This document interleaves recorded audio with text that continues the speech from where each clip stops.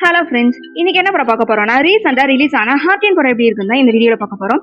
கிஷோர் குமார் டைரக்ஷன்ல சனத், மடோனா, செபாஸ்டியன், இமையான நிறைய புதுமுகங்கள் நடிச்சிருக்காங்க. இன்னைக்கு இருக்கிற ஜென்சி தலைமுறையை டார்கெட் பண்ணி தான் இந்த படம் வெளிவந்திருக்கு. நாயகனான சனத் வட இந்தியால ஒரு ஹோட்டல் நடத்திட்டு வராரு. அங்க சாதுனா அப்படிங்கிற ஒரு பொண்ணு வராங்க. ரெண்டு பேருக்கும் இடையில பேச்சு ஒரு பழக்கமா மாறி அதுக்கப்புறம் அது காதலா மாறுது.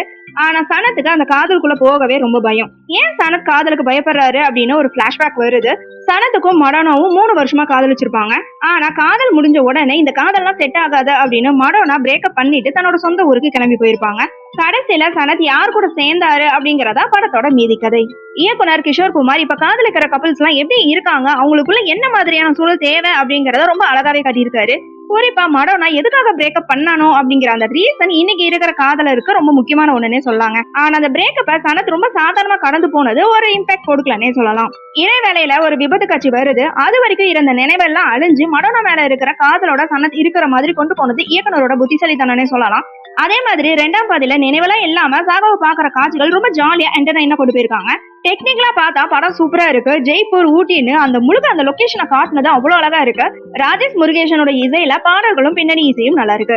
நாயகனா நடிச்ச சனத் மெமரி லாஸ் முன்னாடி பின்னாடி இருக்கிற கதாபாத்திரத்துல கொஞ்சம் வித்தியாசமா அழகா வெளிப்படுத்தியிருக்காரு. முதல் பாதியில வர காதல் காட்சிகள்ல அவரோட யதார்த்தமான நடிப்பு நல்லா இருக்கு.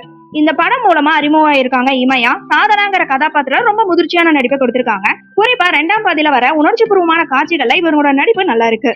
சாகித்யாங்கிற கதாபாத்திரத்துல மடோனா, செபாஸ்டியன் நடிச்சிருக்காங்க. தனக்கு கொடுத்த வேலையை கரெக்டா பண்ணிருக்காங்க. திரைக்கதையில இவங்களோட கதாபாத்திரம் கம்மியா வரனால பெரிய அளவுல நடிப்புக்கான வாய்ப்பு இல்ல அப்படிங்கிற மாதிரிதான் இருக்கு.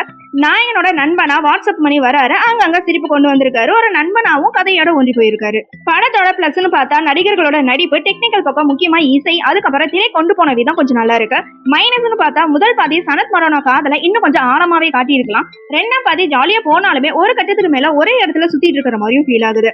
ஆக மொத்தத்துல ஹார்டின் படம் எப்படி இருக்குன்னு கேட்டீங்கன்னா வான்னு சொல்ற அளவுக்கு இல்ல அப்படின்னாலுமே ரொம்ப மொக்க அப்படிங்கிற அளவுக்கு இல்லைங்க.